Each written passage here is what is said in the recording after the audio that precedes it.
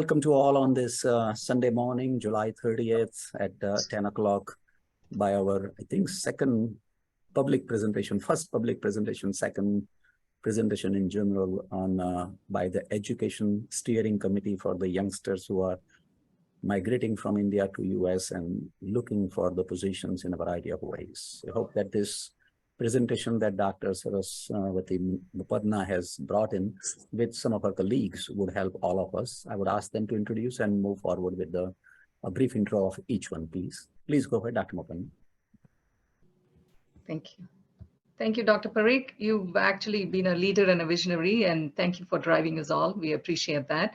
Good morning, everyone. And I really wanted to thank, first of all the students to be so motivated and being a part of this group. And also wanted to thank the Educational Steering Committee for giving me this humbling opportunity. And so this education group started on February 23rd, 2023. I think Dr. Lily Singavaran from Connecticut, she was the one who put everything together and started the group. And we thank her very much. And the Executive Steering Committee, we have members now. Dr. Parikh is one, Dr. Mani Gupta, Dr. Murthy Gokula, Dr. Srinivas Aragola, and Dr. Rupak Desai, and Dr. Jariwala for now. And we would encourage, and it'll be very helpful if more mentors come and join the Education Steering Committee. So with that, I want to introduce, it's going to be a roundtable conference. It's more like a panel discussion. Our topics today are going to be on personal statements, do's and don'ts. And the second topic is going to be what are the best residency programs for you? So this is according to the ERAS timeline. So we thought between July and September, because it is the season for the ERAS applications, we thought we'll have few sessions following this session as well, according to whatever you all want. The topics will be, we'll discuss the topics later. And I also wanted to say that many mentors in the group actually have been getting a lot of direct messages regarding many things. That was one of the main reasons that we came up with the Zoom session, so we could help more number of applicants at large, right? So we have four speakers in the panel today, and two of them are Dr. Kush Gupta is the first one. I want to introduce him. He's from Kasturba Medical College in Mangalore. And he's raised in New Delhi, and he attended medical school at Manipal University in India. And from there, he came to Bay State in Springfield, Massachusetts. Kush has helped us before as well in the IMG sessions here. And that's about Kush. We'll talk about more in detail later on as Kush gives us feedback and expertise. And our second speaker is actually Dr. Zishan Mansari. He is the president. Even before that, I have everybody have long CVs, but I'm not able to read it all, so please bear with me. So Dr. Mansouri did his medical school in India, did his master's in public health in epidemiology biostats from Drexel, and did general psychiatry residency at Texas Tech, and is a child and adolescent psychiatry fellow at Boston Children's and Harvard Medical School.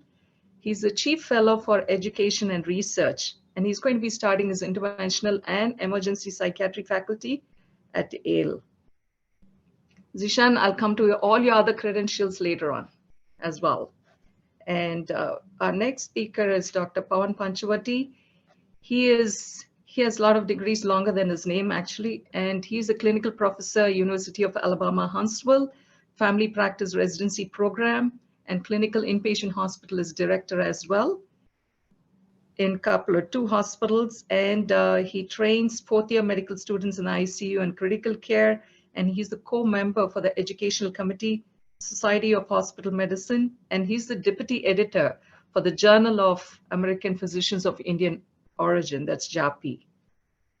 And our fourth panelist is Dr. Murthy Gokula.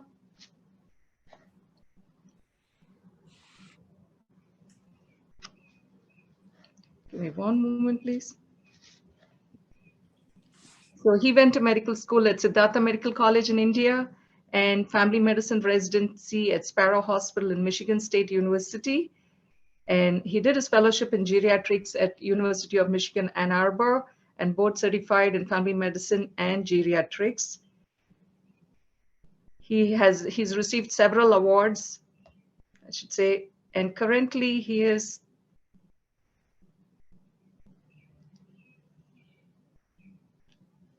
Dr. Gokula, do you want to finish my sentence? Yeah, I can help you there. Basically, I came to Toledo in 2007 and I started the geriatrics fellowship at the University of Toledo. So I wrote the whole PIF and submitted to ACGME, got the approval and ran the fellowship for 9 years. And my area of research was Foley catheters and telemedicine.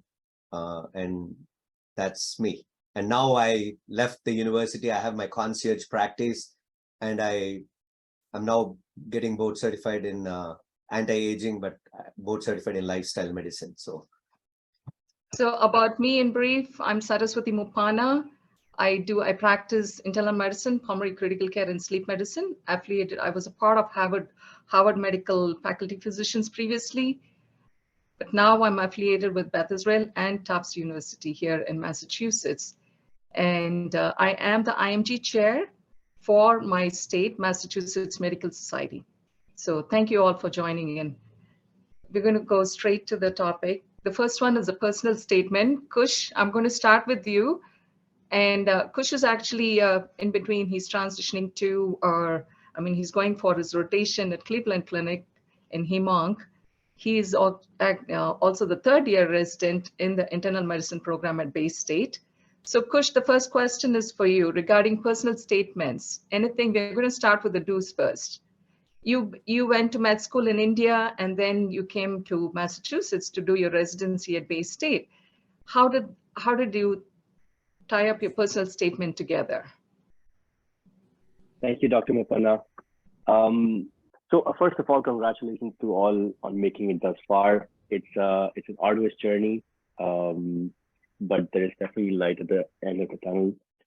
Remembering back when I was writing personal statements for residency, it felt like the hardest thing to do ever.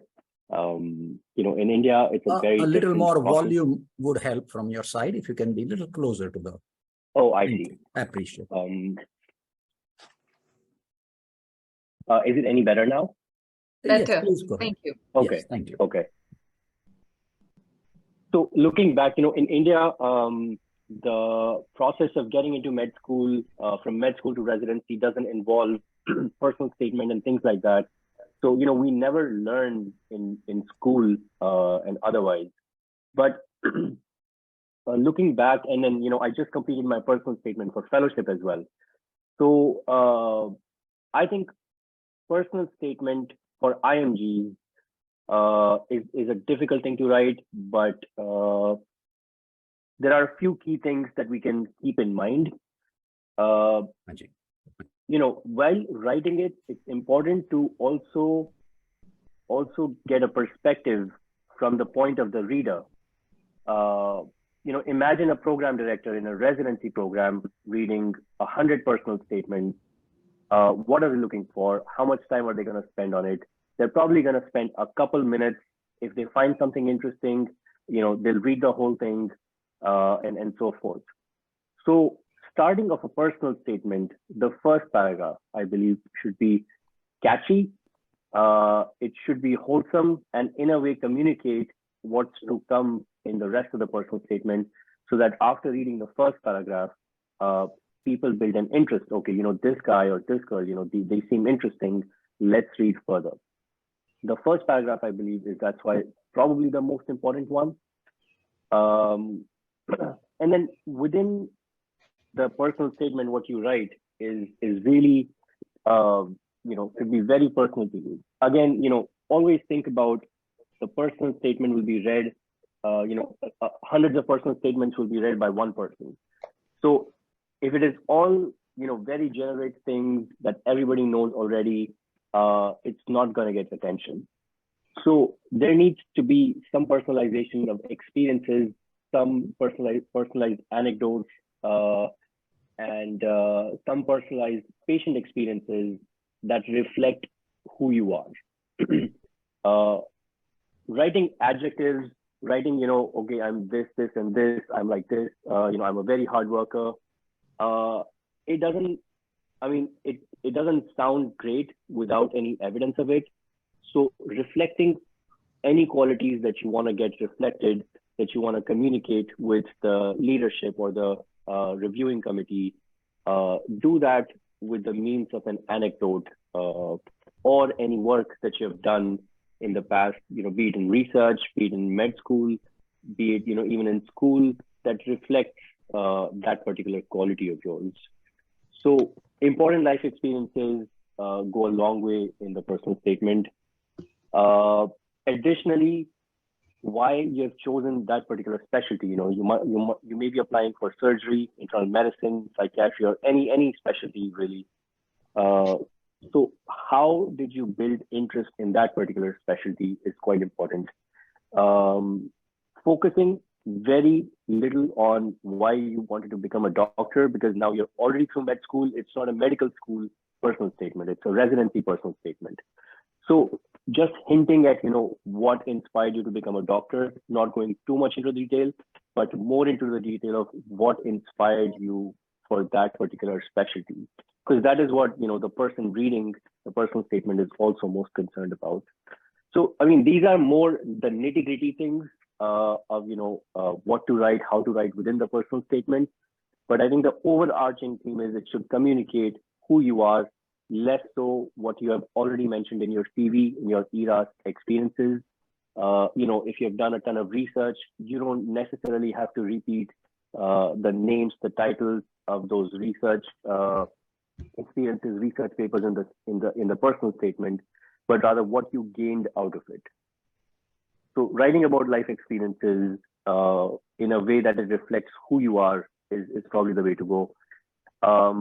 And then there are different stages to it. When you're starting off, you start off by writing down just about everything that comes to your mind, and then you start working on it and so forth. So that's about, what goes into the personal statement. Once you have prepared a draft, definitely share it with your friends, your, any professors, anybody who's great in English, grammar, literature. But also, I just caution you there, do not share it with too many people, because it's again about perspective. Everyone will give you their own perspective. And if you have like 10 different people really tell you 10 different things, you'll be like, what do I do? So choose 2, 3, 4 people, 1 or 2 great in grammar, English, 1 or 2 who you really regard in terms of their perspective on life, their perspective on, in general things. And then 1 person maybe who has a good handle on how a personal statement for residency in the US should be like. And then, take that feedback into consideration. You don't have to do what people tell you. Use your own judgment, and it should be fine. One last thing, I think as IMG, one of the things we should keep in mind is to not let any red flags show up in the personal statement. All of these things, I mean, in addition to convincing them, or letting them know who we are, that will be a great candidate, we also need to prevent any, red flag from popping up in our personal statement. Somebody's reading it in 2-3 minutes. They're looking okay. Either they're dazzled by it, or it should be neutral. It shouldn't reflect anything that would be a negative mark on your overall application. I'm happy to answer any specific questions that anybody has about personal statements. I also don't want to take up all the time. There are a lot of other people with great experiences who could contribute. Thank you. Thank you so much, Kush, for that really important takes. When we sum up, I think we're going to add whatever you've mentioned just now, but I think it's really, really important whatever you said. Just the first paragraph and the last paragraph as well, right? Zishan, any go ahead. If I may suggest, the students, please feel free, or the youngsters, to write questions in the chat box. They are being reviewed. So feel free to. Questions in the chat box. Pankaj, could you let Alpha James in? It's a real person, I believe. I got a text message. It's not a fake name.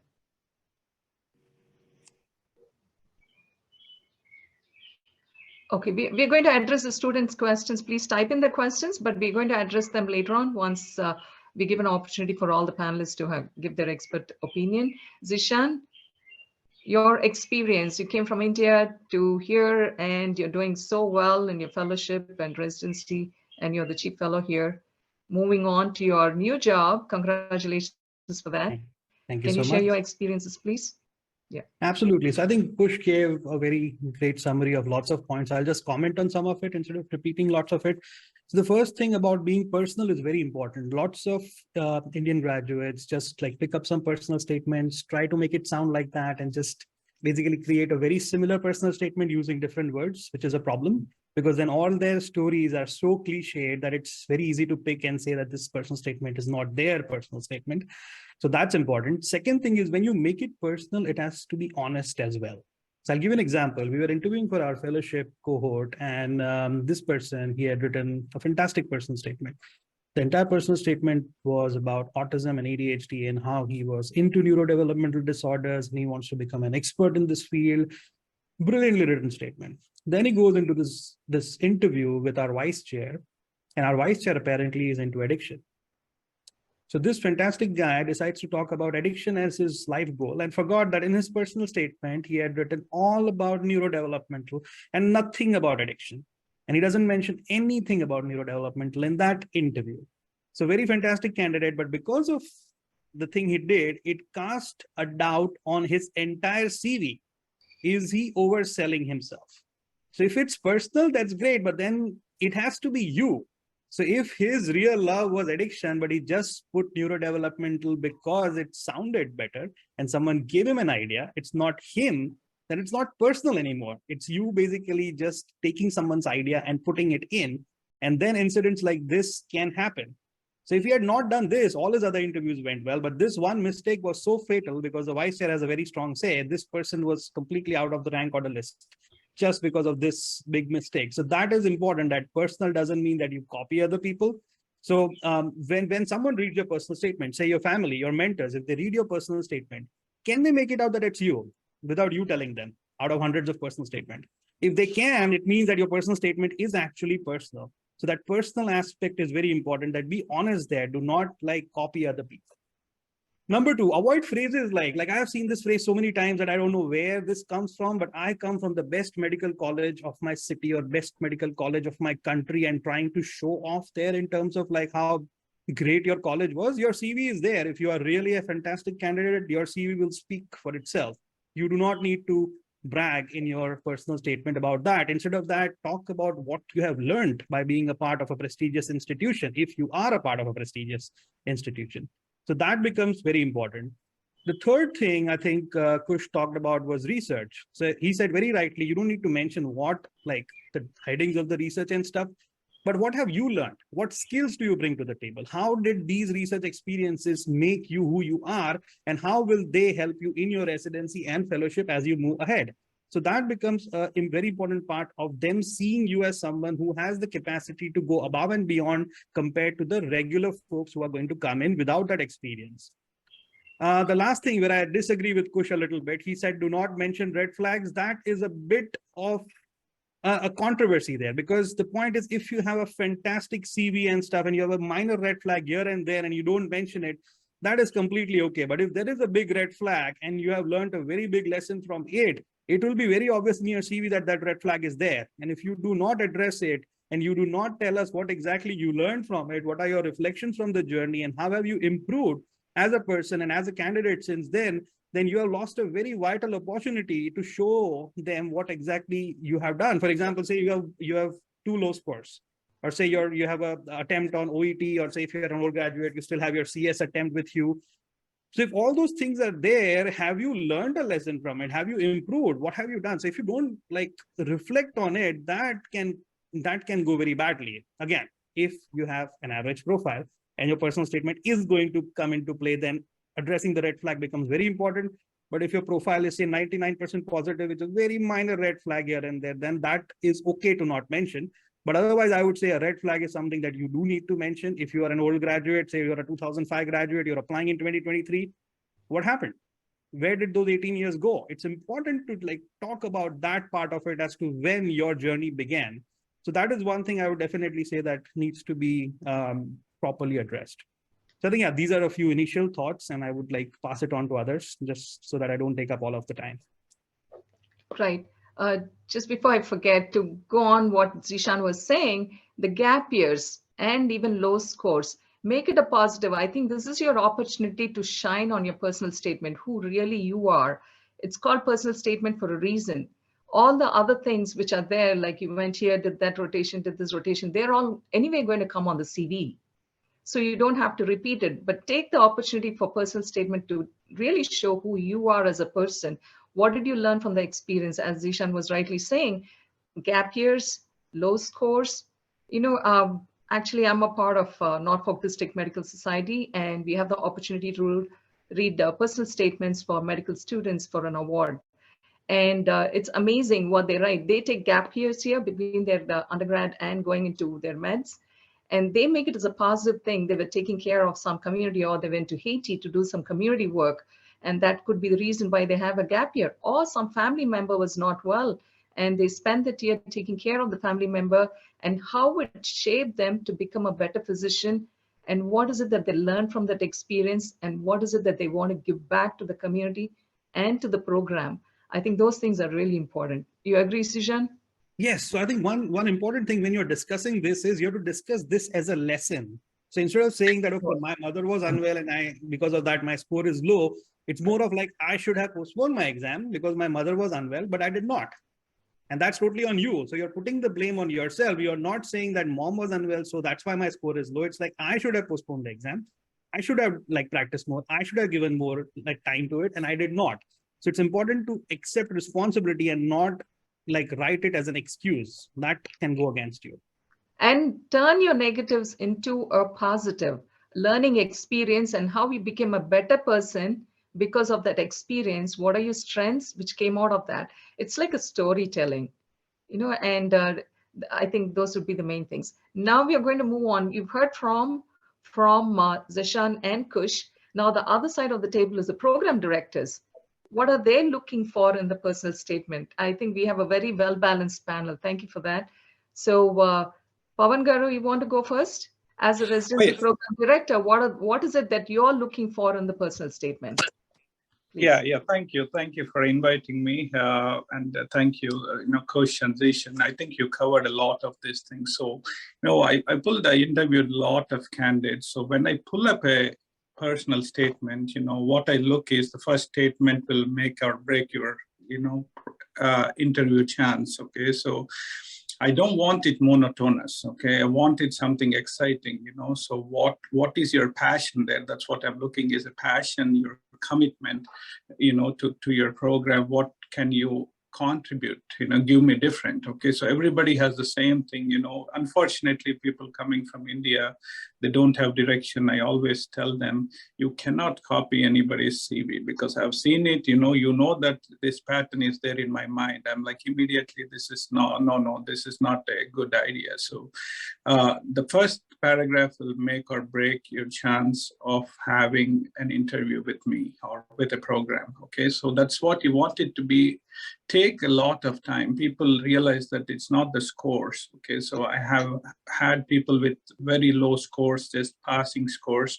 I pick them for an interview, or a person who got like 260 without anything. Okay, so it doesn't score. Once you come when I pick your application, it means that I'm trying to give you an interview. So score is a part of it, but not completely. So I look at your personal statement, and I want it to be positive. Okay, so the first thing is I want your passion. I want it to have, a positive tone.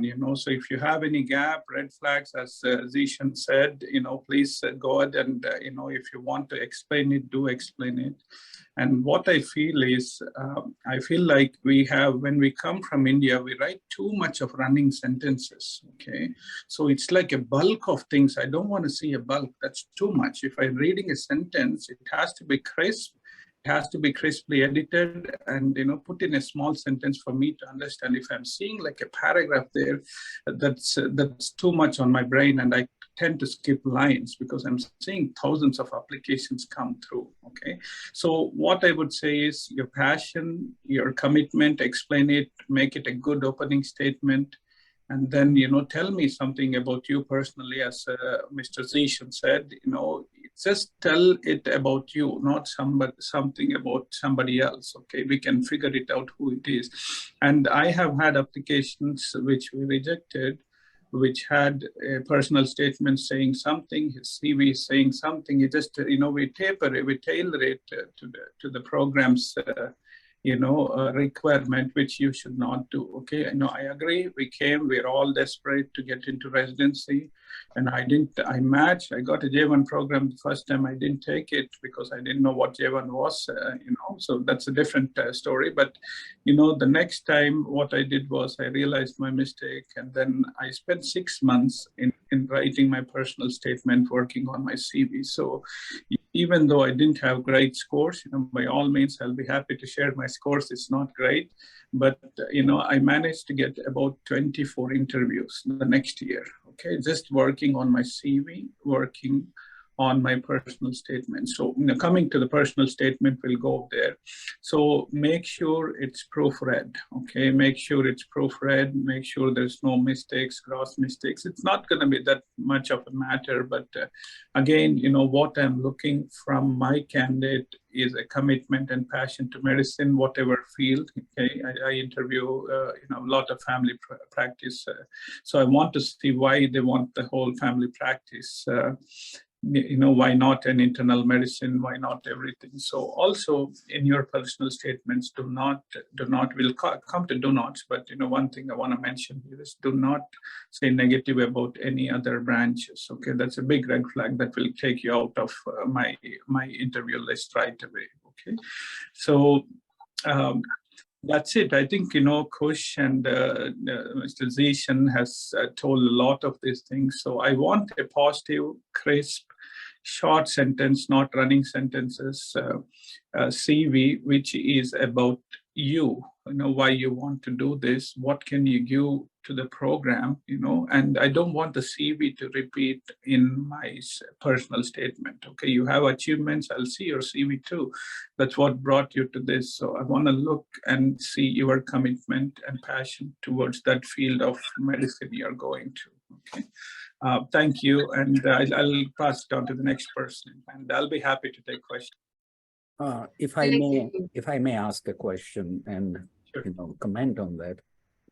The personal statement, it would be a lot better if while doing medical school or otherwise even before, if you have already developed a passion for something in the life that you feel becomes your own liking. It may be totally unrelated to medicine. It may be in a totally different field, but still you have explored and pursued it and have been passionate.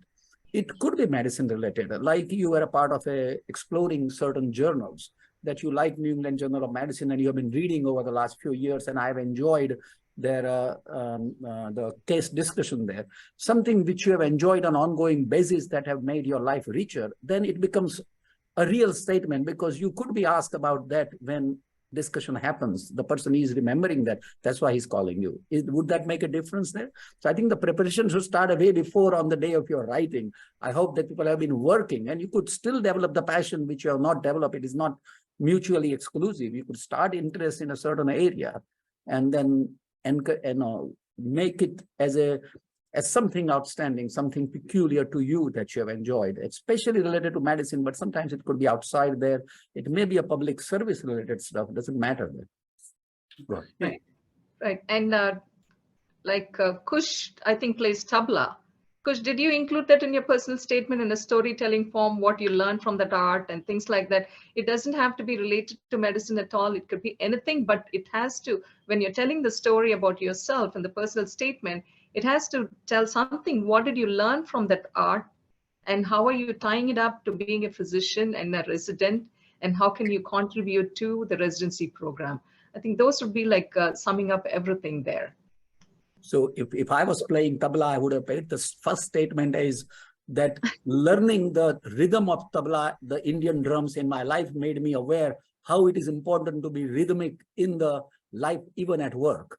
You know, you could transit from your other hobby to the work and connect it. And I think it will attract somebody's attention that the man has liked something outside medicine too. So right. And I used to play cricket as a child growing up on the street, and it's a team sport. So you just say, okay, I learned how to be a team player and how to be sharp and stay focused, something like that. And I feel in the Western and American setup in general, being able to be a team player, being able to lead, being able to hold hands of others, I think is given sizable value more than what we realize it. Correct. Reading medicine alone is not as relevant. Holding others' hands, being a part of the team, and you may have a hold the hands in a religious gathering, in a totally unrelated situation, but you took the hands of the others. You helped, or you saw the plight of others and you felt that it is worthwhile being there. So those real life experience, I think, would go a long way. I think that's Go ahead, Zishan. Sorry. I just wanted to make one comment. So I think that's very true. I think for me, when I was applying for fellowship, I think one big passion I have is I use social media very effectively to help students. And my entire interview, believe it or not, for 1 full hour was only on social media use and how I've used it and what I have done using it. And that was the only interview in the entire season which went beyond its usual time. So it was 30 minutes. It was supposed to be 30 minutes. It went on for 1 hour and I was damn sure I made it. That interview was the make and break. They didn't ask me a single question about my tons of publications, all of that stuff.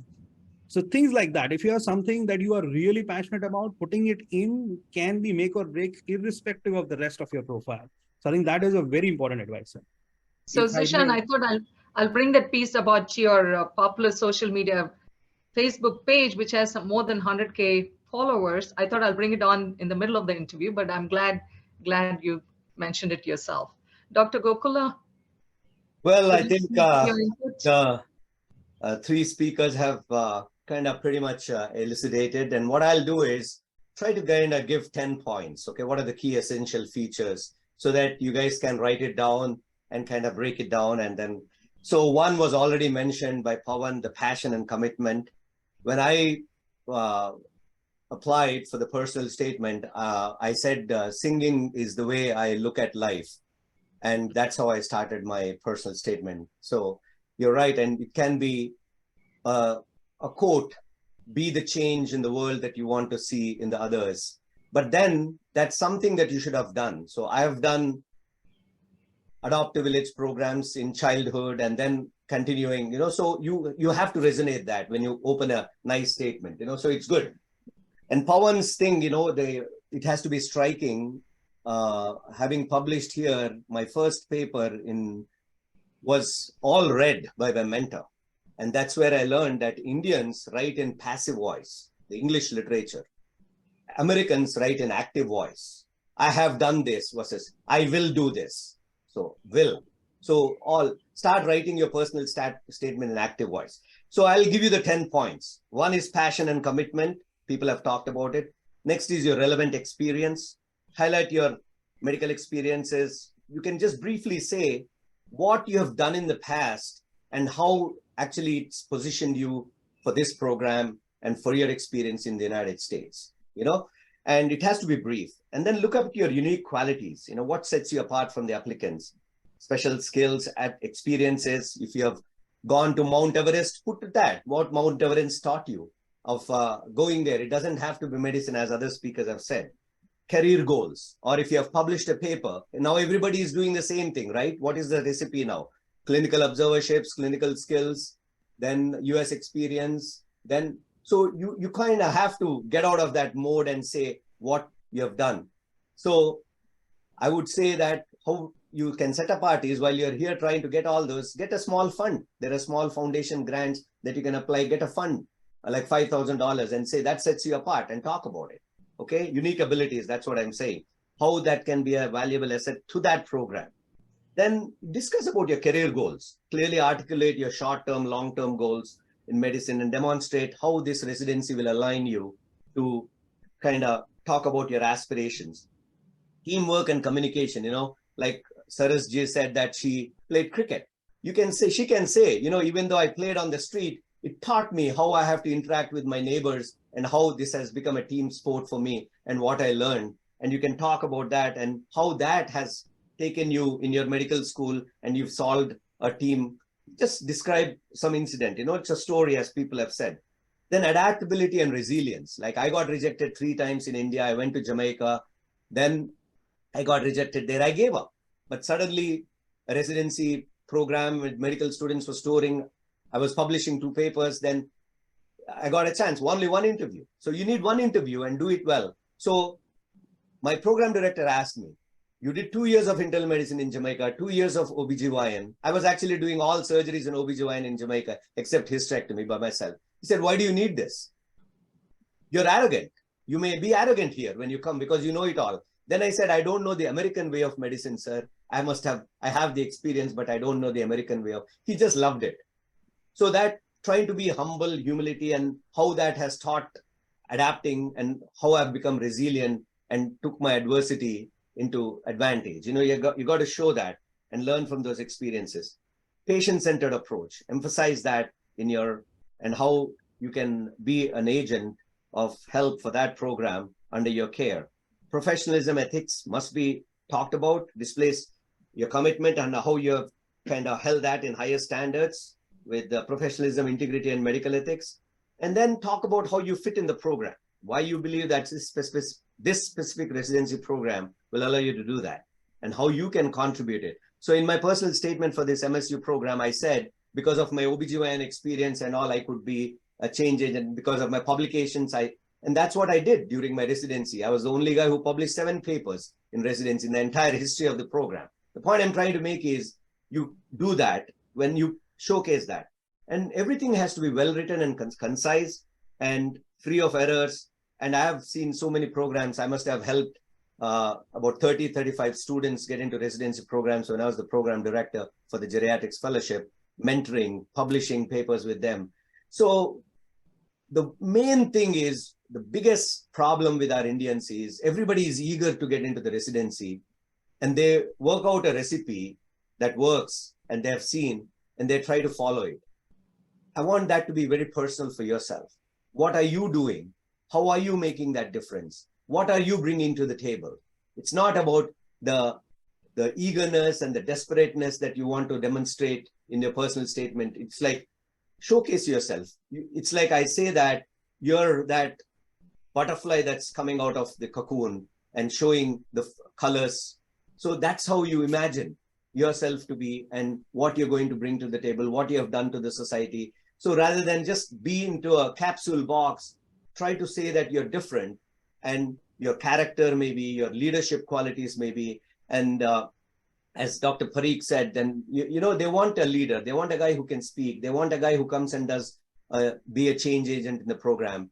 And those are the statements that stand out. I think if I have to summarize that, the 10 points: passion, commitment, relevant experience, unique qualities, career goals, teamwork and communications, adaptability and resilience, patient-centered approach, professionalism and ethics. How do you fit into this program? And I think I'll be happy to. I think excellent put in, I must say that one. In leadership, I would just mention that let it not reveal yourself as a boss there. If you start that, I want to direct everybody there and so on and so forth. So leadership has to be in a subtle way.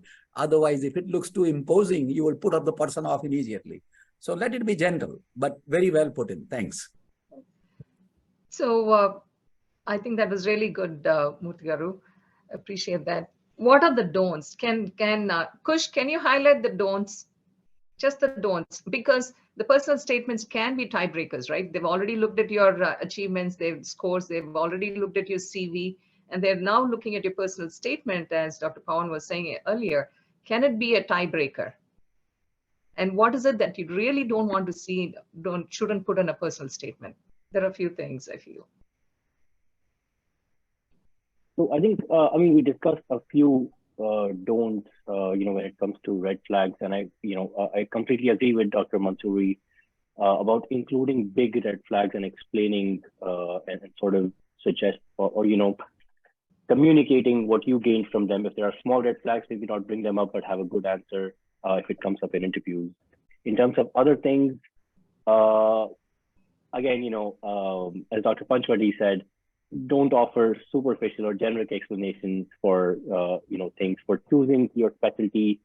If there really isn't any exciting thing, and it doesn't have to be, don't like go on and on about generic things. Finish that in small sentences, small paragraphs, and then talk about what else is exciting about you. You don't have to create something if it's not there. In terms of other things, I guess the tone of the personal statement, it's sort of a balance. You're selling yourself, but you also have to be you also have to portray yourself as humble enough. So don't sound pompous or self-important, at the same time communicating who you are, and that you are you have all these great qualities. One other thing is, few applicants would use different personal statements for different programs.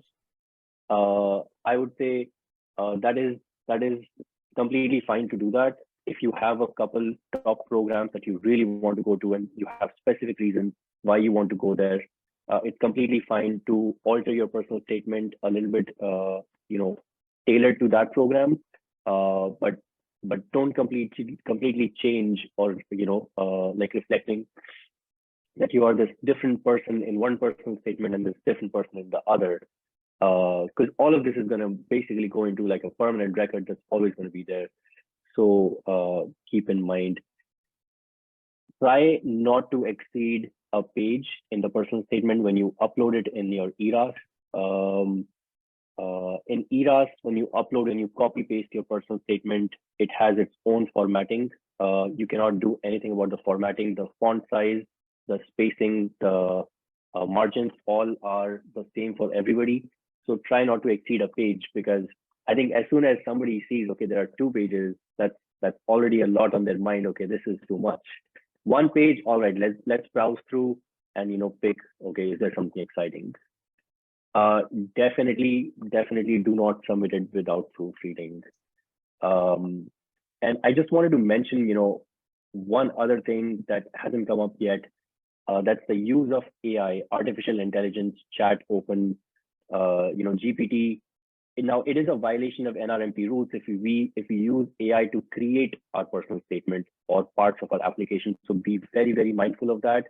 There are tools out there. I'm not sure what tools, what residency program is using or using at all to figure out, how much of it has been written by AI, but be mindful of that.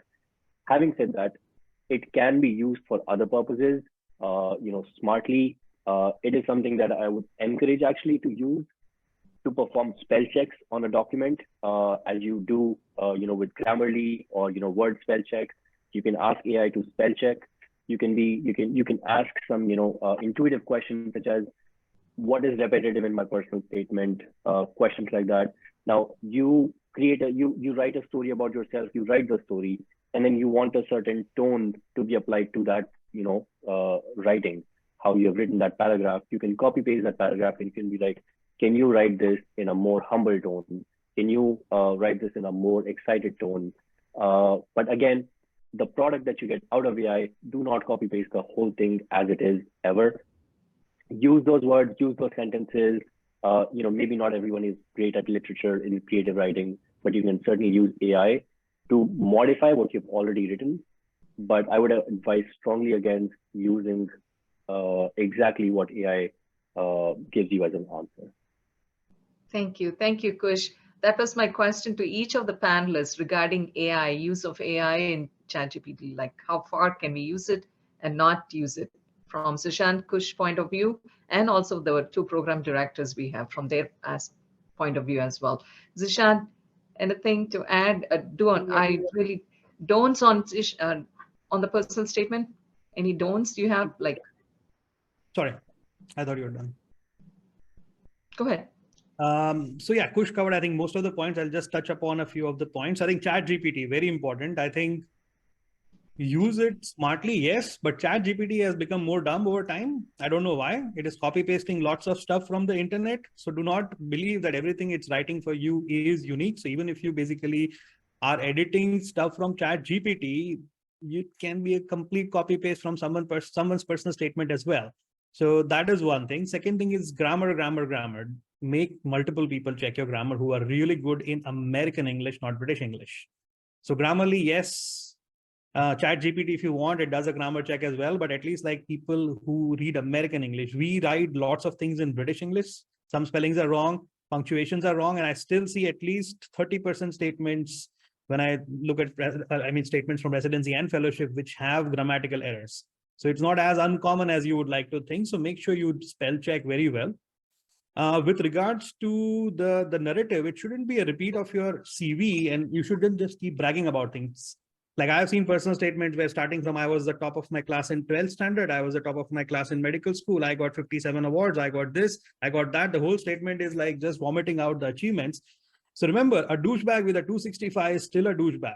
And people with 260 plus have gone unmatched because of issues like this. I've seen 3 cases this past year where double 260s, that those folks gave step 1 before the pass fail thing happened, went unmatched because they had written such a fantastic personal statement that the PDs realize that these people are not fit to match. And then when everything is changed, now they can see the difference in how things can be presented. So remember that just because your resume is fantastic, if you write a really bad personal statement, you can be among those 5-10% people who can be rejected completely based on personal statement. So that's one thing. Other thing is that if there is a red flag, yes, you can address it as a part of your personal statement. But I've seen personal statements where they start off with the red flag and the whole personal statement is about the red flag. So remember, reflection is good, but just ruminating over one mistake of your life and it to the point that you can't get over it, to the point that it seems that you are completely like enamored by this red flag and you feel that this red flag will kill you, is also going to be a problem, because being empathetic with yourself and moving ahead in life is an important life skill, be it in residency or be it in life. So I think that is where I think it's important that don't overexert the red flag. That's important. Other than that, when you are writing like personalized statements for personalized schools, do not, make sure that you don't send the wrong statement to the wrong school. That also happens if you are making, like, say, for example, if you're applying to 150 programs or 200 programs and making 200 personal statements individualized for the program, then you have to check it very effectively. You've got to have 2 other people check it very efficiently before you actually send it out. So that would be very important. And then when you use quotes, that is one thing I have seen, that yes, using a quote may be okay if it is like it fits in with your story, but do not make it about the quote or about the persons. I have seen like someone pick up, like, say, Mahatma Gandhi's quote and the whole first paragraph is about Mahatma Gandhi. It's not Mahatma Gandhi's personal statement, it is your personal statement. So remember that. Or say, for example, if you had a mentor who was amazing and you tell me about him for 2 paragraphs, I don't want to learn about him. I want to learn about you. Like, how did this person influence you? So using quotes is okay, but do not overuse quotes or overuse your, like, the impact that a certain person had on your life. That would be very important. And then let's see, anything else I missed? No, I think that's about it in terms of like basic points. Would I suggest to wear the dress of the city of the country that you live in rather than your own? I think we would need to start distancing some of the things that we think are very important in Indian setup, like Mahatma Gandhi and so on and so forth. And frankly, somebody on the other side could be totally against that individual, not specifically Gandhi, but anyone that he may have a very biased mind and then your problem. So it is good to be non-committal and keep it open, and preferably use a Western set of items rather than an Indian set of items, because now you are in the US. If I was applying at Ames in India, it's a different ballgame, but in the US, let's wear the shoes where we belong. Yeah, so, Parikh, but the relevancy is to kind of, if you have some of those which you have done in the past, then it ties well. And if it doesn't, understand, it's unnecessary. And it's like, what are you trying to tell me here? And that it really turns you off when you see those quotes. But in medical students, when they write here, they really start with a lot of quotes in medical school applications because they do all these activities as student, so they have that weight behind them to write that quote there. So if these students have done something like that, then put it. Otherwise, don't do that. So my take on this is no religious things. Please don't go into religion. Don't go into politics in your personal statement.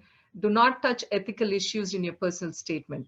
It's just about you. It doesn't matter if it's of Indian origin or American origin, but as Ishan was saying, what did you learn from that person? And how are you translating it into your current position? And how is it going to translate it into your future vision as a resident applicant and as a resident, and how it's going to contribute to the program? I feel those steps have to come into mind. And I'm sure like most of you have written the personal statements already there. You're ready with all of those, but I feel you can take a step back now after this session, brainstorm and see, and ask your friends and relatives, what is it that they've noticed about you? They must have noticed something about you you're passionate about that you did not know yourself, right? So ask them those questions and sit down and reflect and see, what is it? Why did you really get into medical school?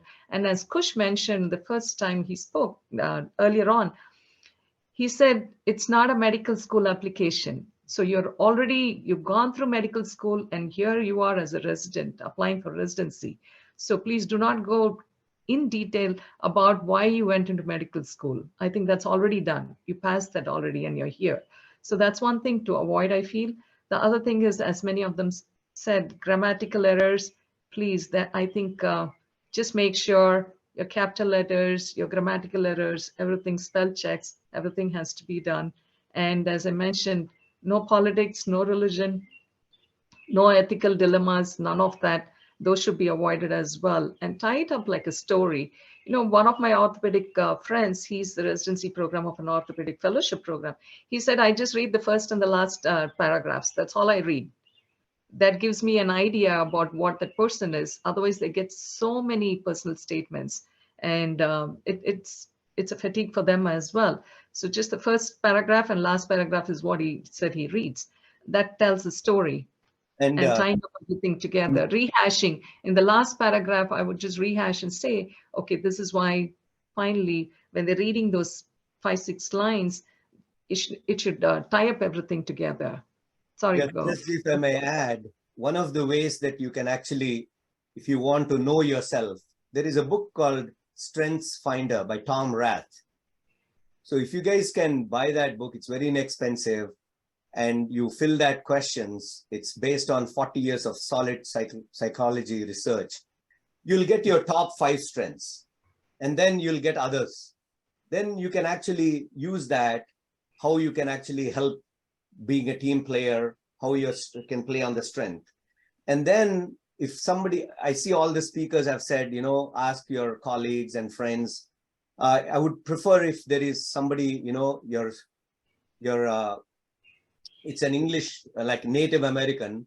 Otherwise, I use a website called Fiverr. You know, I have no commercial interest there, but there are solid English speaking people. You send your personal statement, they'll do it well, and you'll get it back. It costs a little bit money, but the product that they give you is just awesome. But you have to find the right person. But this is just... tell it, what is that called again? F-I-V-R-R. F-I-V-R-R. V as a Victor. Yeah, I'll put it in the chat. That would be good. Yes. So, yeah, I'll add a couple of points. Can you also mention the name of the book, Murthy? Sorry, Dr. Pawan, please go ahead. No, we're good. Yeah, so one thing, you know, I was looking at the chat, somebody was saying that I am heavy into research. I did masters in public health. Can I put my research in there? So the question here is, you know, it will work against you. It's a double-edged sword. You know, how do you want to use it is what I would say. So if somebody wrote that, I want to be totally into research, I want to write papers, I want to go into this research. So a lot of program directors don't like that, okay? No, it may work against you. It's saying that if this guy is more focused into research than doing the residency. So your immediate goal is to get into residency. So you can say that I have done masters in public health, you know, say if you have done community health education, you say that my majors was in community health education. I want to use the health behavior theory of perceived threat to use this effectively when I'm taking care of my patients, something of that sort.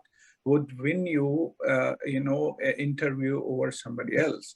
So I had both these applications. One, we said, no, this guy was a problem guy. And the reason is we took somebody who was heavy into research. And then when he came here, instead of doing his residency duties, he started doing his own research, and we had to put him on probation, unfortunately. So again, it can work as a double-edged sword. So, how do you write it? Okay, so the power is in writing. So how do you write it to your advantage? You just proofread it, make sure somebody sees it and says that, hey, this is, if I read this, it looks like, hey, he wants to be interested in doing something for the program. So make sure that's the only comment I have. I mean, everybody said don't. You made a good point. You made a good point, because I replied to that person. What you can do is, let's think if it's Pawan's program and it's a community program and there's no researcher there, okay? There's zero. So you can tell that I'm going to come and use this experience to do a quality improvement program for the residency in how to improve the process for the clinic operations or improve the hemoglobin A1C. I'll try to find out, what are the roadblocks or road bumps in the clinic and then I'll try to use this to see if I can do a quality improvement program pre and post. And then the program director suddenly it's like, because now based on ACGME, every program has to produce some kind of research and papers and So now suddenly he can say that, I would use this time and do an elective or whatever, 1 month and do my research. And you're very right. You cannot be research heavy and then go to a community program and don't talk too much about research, especially in a community program. They're least interested in that. If it's a university program, yes, it's a different story. But community program, you got to kind of say how you're going to help. And you can go to the website, look at if anybody is doing any research. And if nobody is doing any research, use this. And one book, I made it a compulsory requirement for my fellows. And I even had it in residency. All Indians, I think in my mind, must read this book called Emotional Intelligence by Daniel Goleman. And that changed the way I looked at how I interact with patients, how I interact. Even during interview, I can pick up stuff from whether the interviewer is actually interested in my story. And I can immediately change the story because that gave me the tools. So please read that, Emotional Intelligence by Daniel Goleman. Murthy Garu, can you actually text all these? Yeah, I did that in the chat. I put it in the chat. So I have a question regarding the research and personal statements, right? And as I think Zishan was mentioning, don't create like 100 personal statements. It's too confusing. And Kush was also mentioning it's going to be in the database. So just be careful about producing so many personal statements. But the visa at times are IMGs, they've had difficulty more so with the pandemic. 2019, 2020, 21, they've had difficulty in the visas, getting visas and coming here and everything. So my thought process is not to put the visa problems in your personal statement, but what did you do during that time? How did you convert this adversity into a promising thing? You may add that one, make it as a story and put that one. Zishan and Kush, do you agree with that?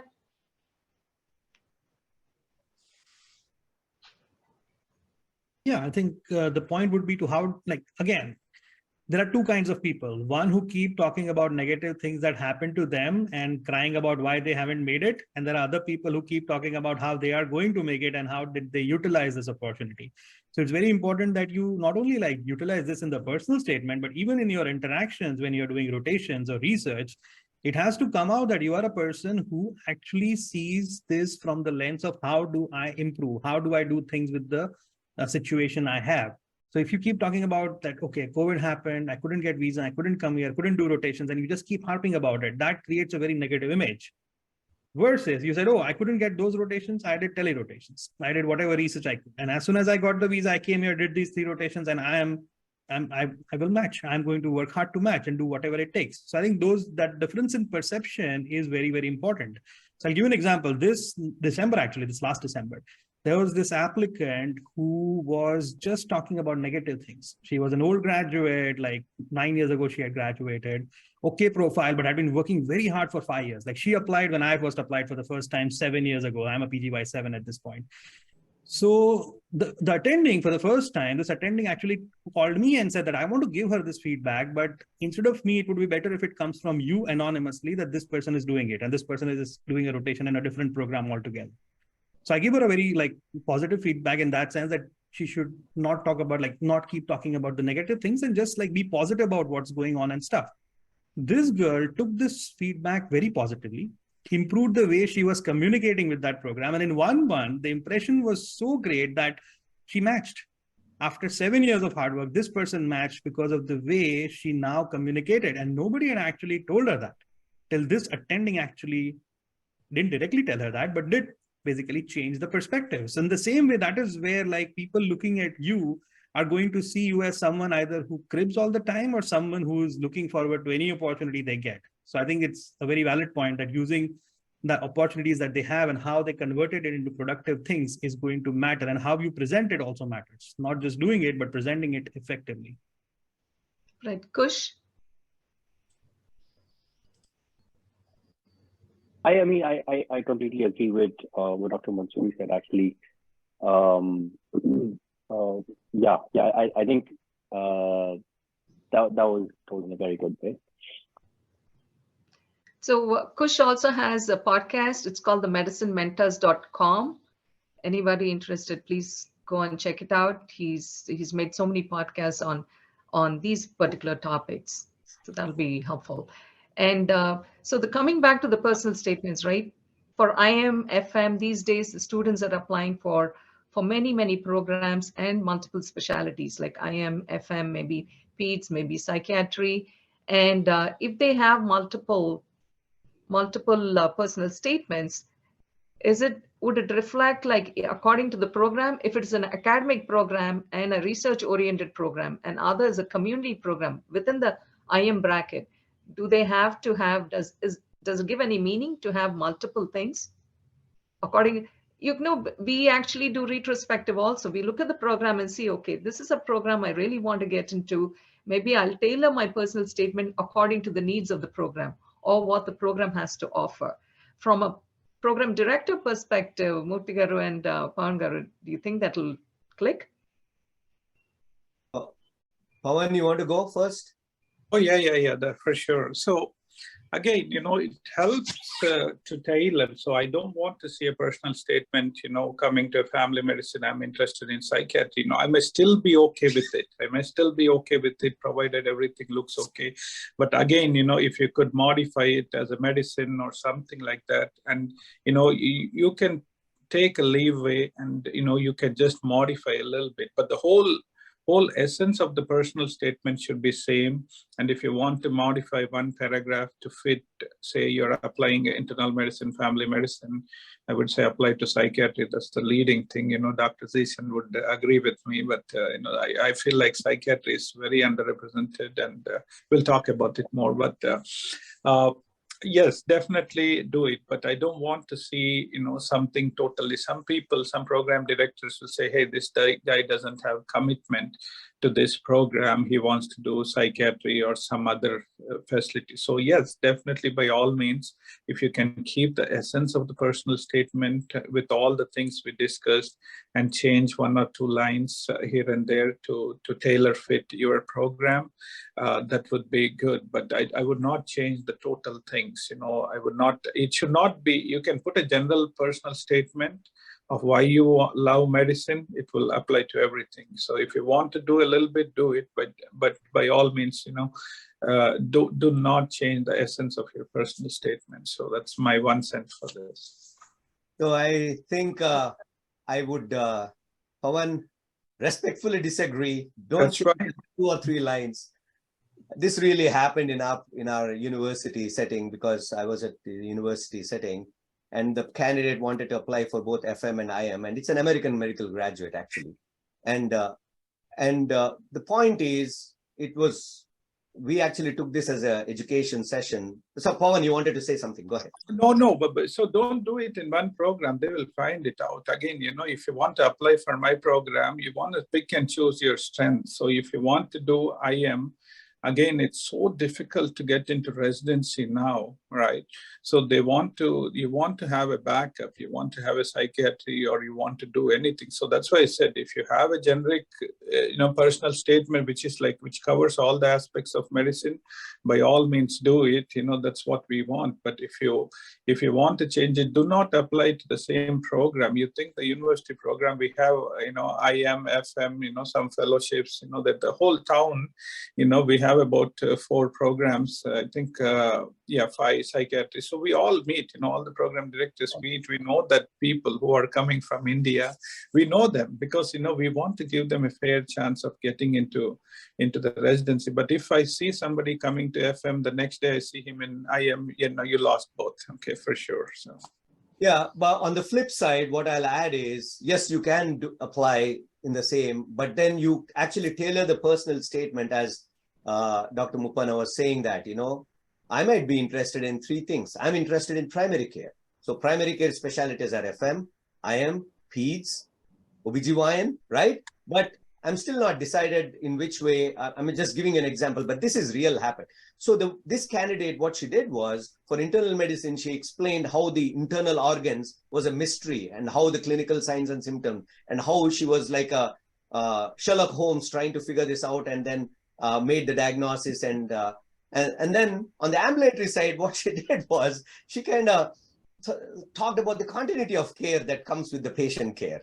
And see, she said, that the joy that she had, and the balance of her lifestyle, that she can go home by 5 o'clock, which is not the reality in primary care, but she just, but the point is, you can, but you definitely have to change what brought you to that particular specialty, what interested in you, and how you have positioned yourself to justify that interest in that particular program. I'm not saying that OBGYN will be the same, because that's a surgical branch too, even though it's primary care. But I'm just saying, most people, Indians who come here, very rarely, I think, I don't know the statistics, but 90-95% apply to primary care, and 5 to 10% usually apply to like surgery and, other things. But again, if it's psychiatry, you can explain about mental health, but the family medicine people also, I've seen a lot of AMGs actually talk about mental health, but they don't want to be completely dealing with psychiatric patients all day long, but they want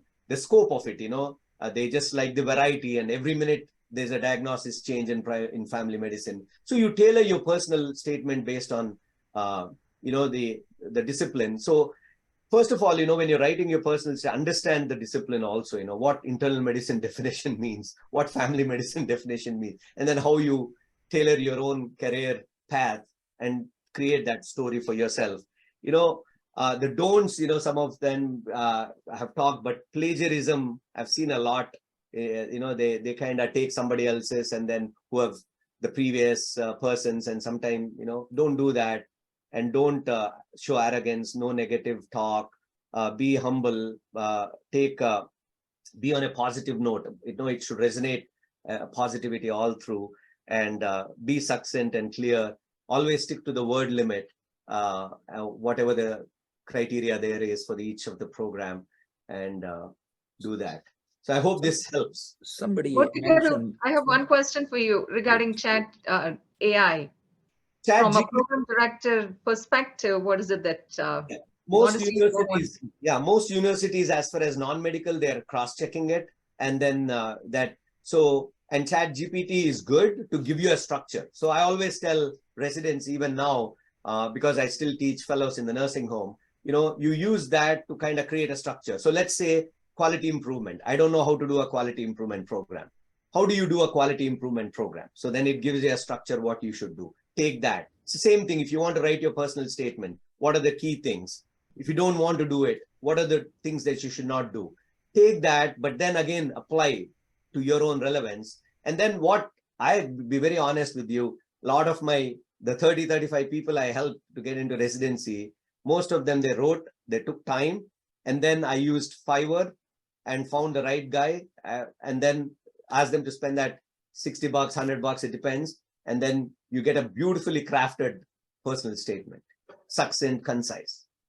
Right. I think I would suggest first sitting down and brainstorming and knowing a little more about yourself. That is the first step. Don't go to AI as the first step, please. Just ask yourself, what is it what are your strengths?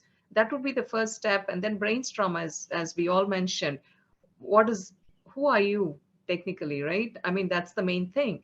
And then you can go to the other tools like the AI or professional help or something, other methods. Pawan Garu, what's your take on AI? So again, AI, we have a lot of software now. In every university program, you can know that the plagiarism software is there. You cannot copy with anybody, can't take sentences out of the internet, copy paste if you like it. See, the thing is, AI is very helpful. Okay, so you can personalize things and you can get it. Once, the thing is, you have to brainstorm with yourself and see what are your strengths, what are your weaknesses, what do you want to put in the personal statement, and then you can use AI.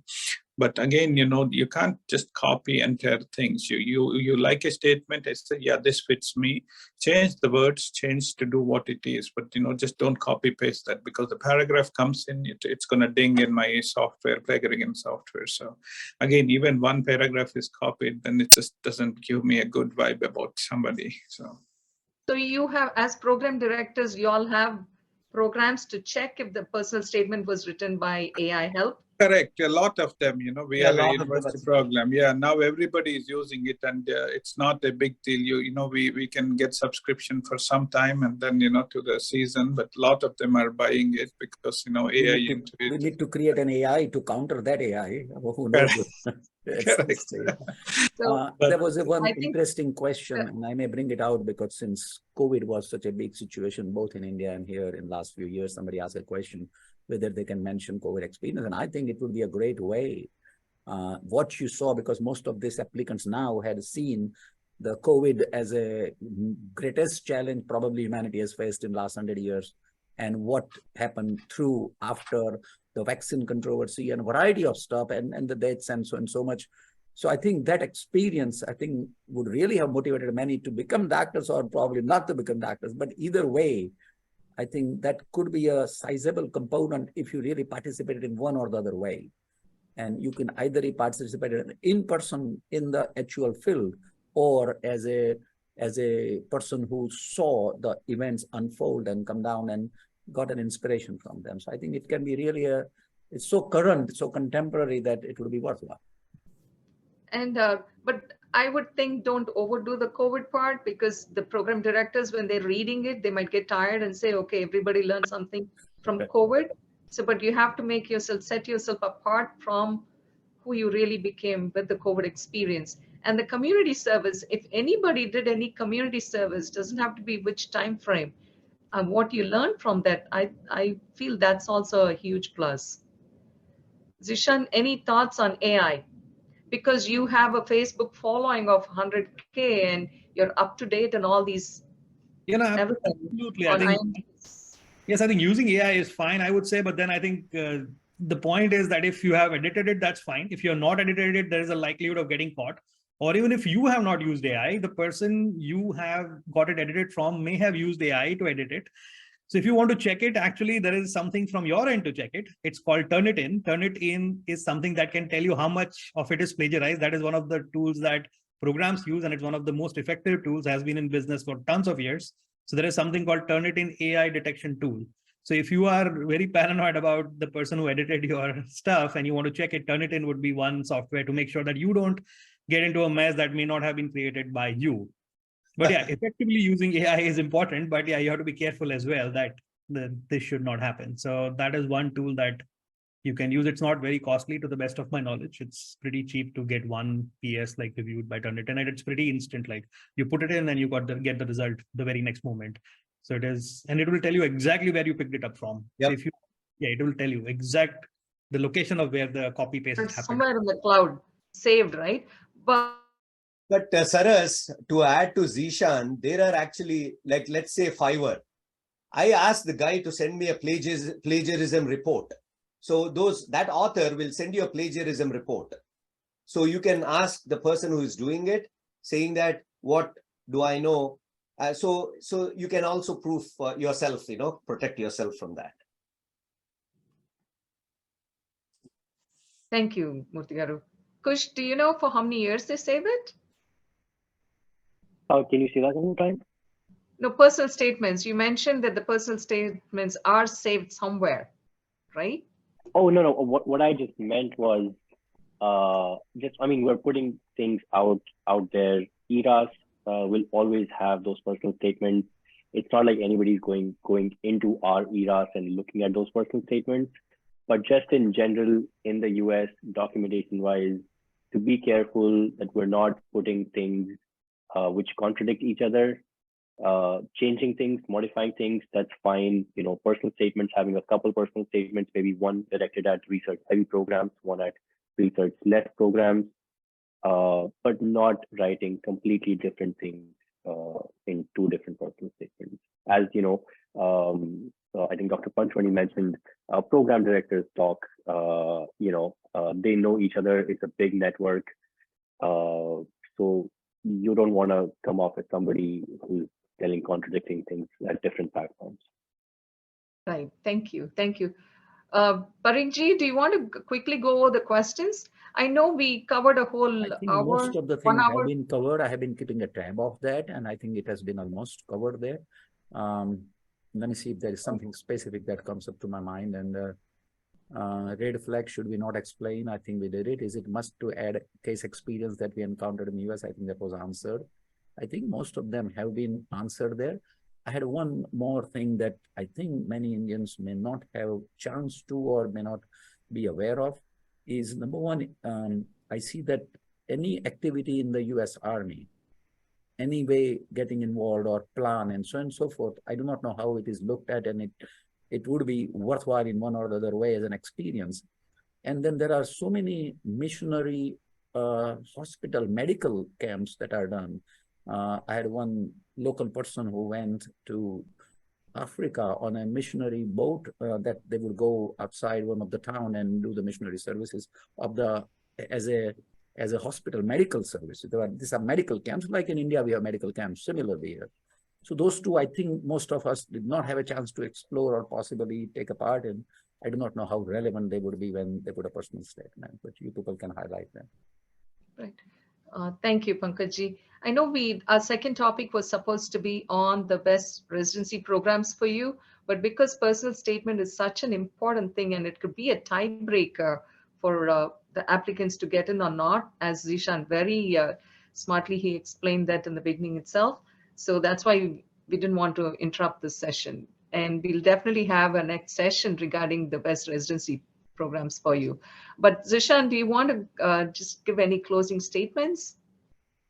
Yeah, sure. I think before the closing statement, one comment on Dr. Panchwati's comment on psychiatry as a backup. So just FYI, psychiatry is more competitive than internal medicine at this point of time. Last year, there were 2,152 seats and only 149 IMGs matched. No. I told, if you see, it's not a backup, some for people who it's their perspective. I told you what I said, a psychiatrist is the #1 now. It's absolutely, if somebody wants to do it, this is the time to go in, and this country needs a lot of psychiatrists. And with all due respects, I said, if somebody wants to do it as their backup, I am not saying that it's their backup. Okay. On a serious note, the point was that for students who are thinking of psychiatry as a backup, you need to have a psychiatry profile. You need to have a step 3. Psychiatry is like a jealous girlfriend, doesn't like other specialties, rotation. So please make sure that you have a very strong psychiatry profile. Don't waste your money. Pawanji, you rubbed off on Zishan's ego now. Okay. I didn't do it. I was very political about what I said. I said, if somebody wants it as their backup, okay? So yeah, please.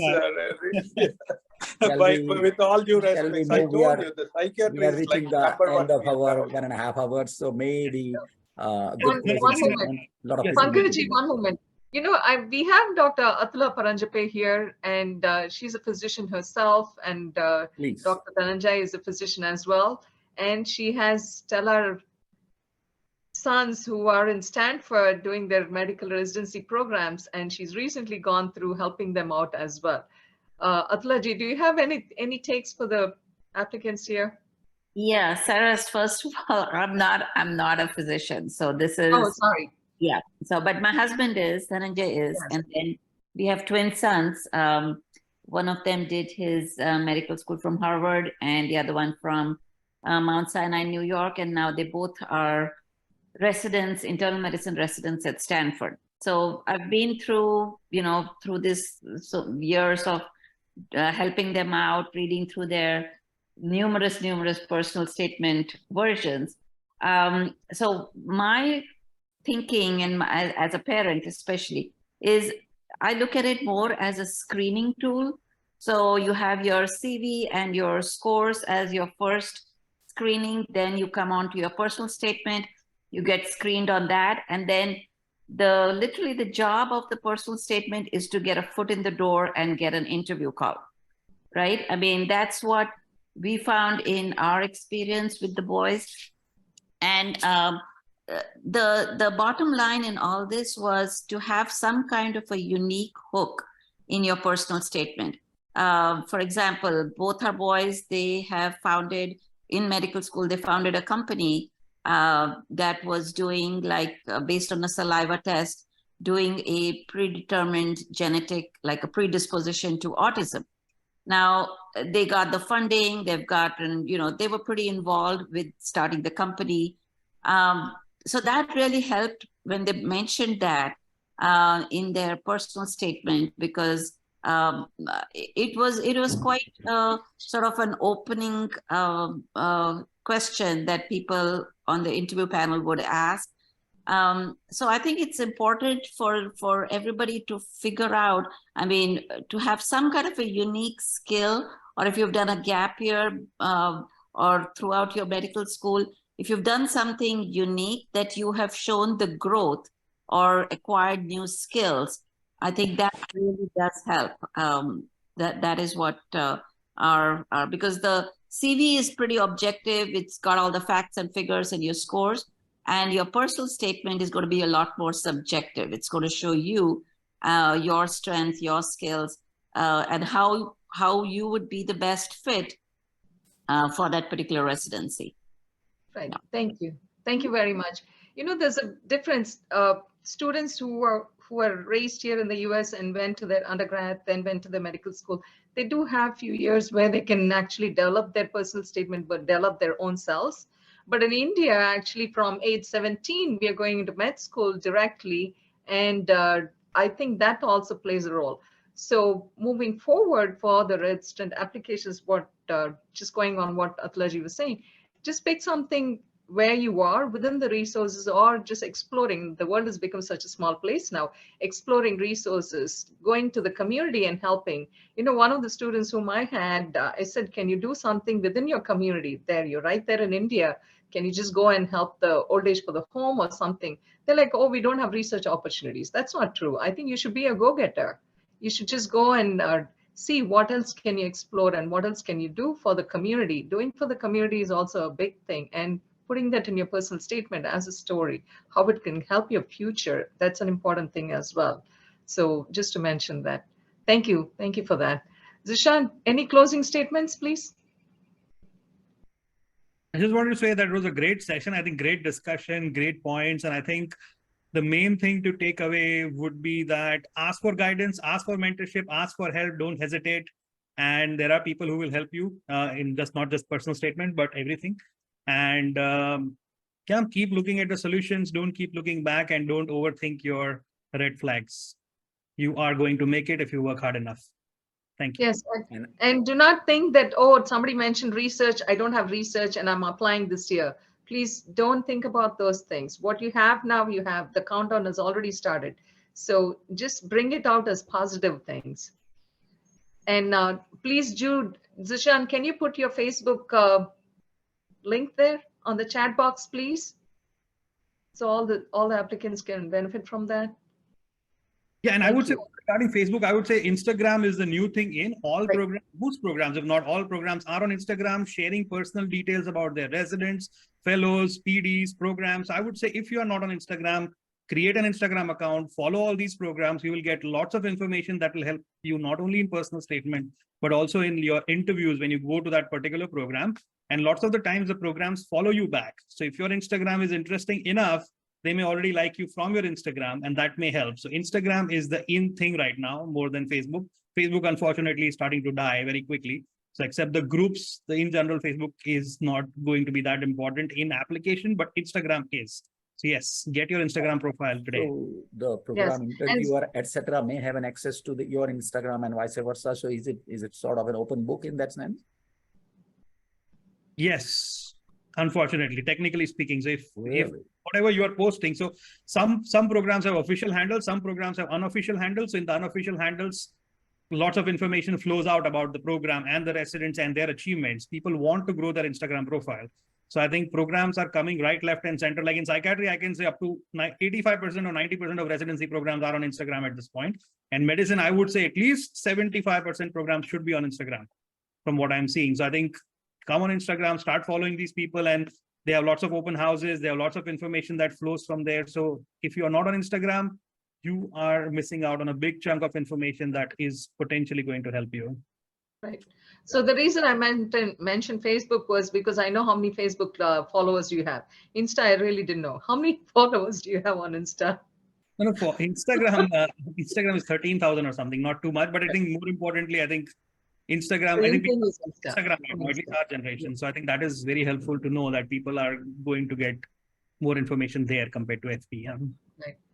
Thank you. Thank you, Zishan. Thank you for your time. We really appreciate that. Kush, any closing statements? As I mentioned earlier, Kush actually has podcasts. It's called the medicinementors.com. And Kush, any closing statements, please? I think I just say one thing, reach out to whoever you feel like you need help from. You'll be surprised how many people reach back to you, are willing to help you. Feel free to reach out to anybody and everybody. You see somebody on Twitter, you see somebody on Instagram, direct message them. You can email them.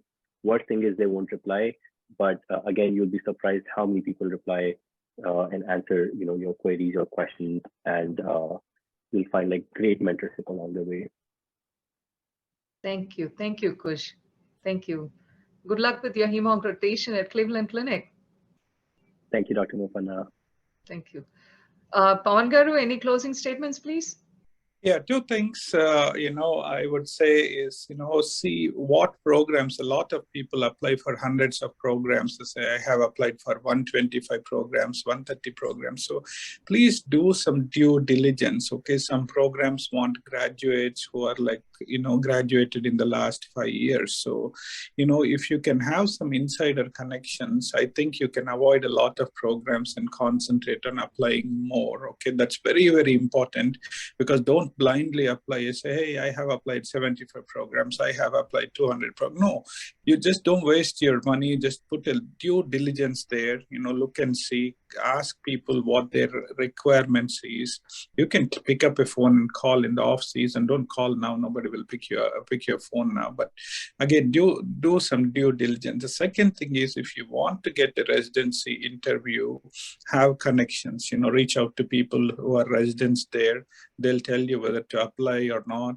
They'll say that, hey, I can recommend you to my program director. Reach out to connections. Okay, so please ask. Okay, sometimes they're busy with the residents, they cannot reply you, but don't take it in a negative tone. Please ask it in a gentle way. Again, be a little bit, I would say a little bit pushy. Again, reach out to them, but the connections will get you where you want to go. Okay, it's just not if they say, if my program director, somebody comes, my medical resident comes and say, hey, can you look at the profile of my friend? I think he's good. So I would definitely pick up that chart and look at their profile, whether or not I give an interview is up to me and the criteria. But if you have connections, get connections, reach out to people, and it will definitely help you getting interviews. Thank you. Thank you, Pawanji. Murthy Garu?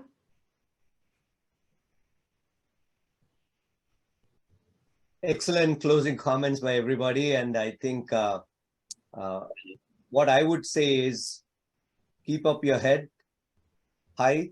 You will get in. It may take time. Trying to prepare your time in trying to embrace yourself and to be the better version of yourself from here on to the next year. If you don't get it, that's not the end of the world. Try doing something constructive this year to enhance as Zishan was saying, that in 1 month she transformed herself. You transform yourself in all the domains, whether it is clinical research or grant funding, as you see the local AMG is actually doing. That could be another thing. So try to see how you can look apart from the others rather than the same thing. Be the star in the sky that you can make of yourself by transforming yourself. So everybody will get in one day or the other. You keep at it. Perseverance and patience will pay you at the end. Thank you. Thank you so much. Pankaj, any closing statements, please? Well, so well done program there. 1.5 hours, and still we felt we could do even more than that. But I think so. We'll be sharing this link later on, probably in our group. So hopefully those who have not been able to join, there were 120 people. So hopefully, but great job, Sarasji, you did extraordinary, and all others. And I think we need to include some of them in our executive committee too, so that we can have the input from the others, Pawanji, Motiji, Kush, and others too. So Zishan also, yes. Right. Great. I do want to mention one thing. Zishan actually is the chair for the MSRF section for API. And Zishan, when you're ready with your program, just let us know so we can just post. Or you're in the education group anyways, and you can post the link also. Sure. Yeah. We are planning something for this month. It will be a more extensive, like a full day thing covering the application and stuff. So it should be towards the end of the month, but we are finalizing the date. It should be finalized in a couple of days. So I will keep updated on that. Yeah. Sure. Whenever you're ready, right? And we do have, everybody has access to the education group here, I would think. So if the applicants want any specific topics, please put that there. And anything else you want us to change or want to discuss about, please post them on the education committee. That's one thing. And our next session is going to be on the best residency programs for you. And we also have thought about interviewing skills, waiver status, visa status, and those are going to be our follow-up sessions.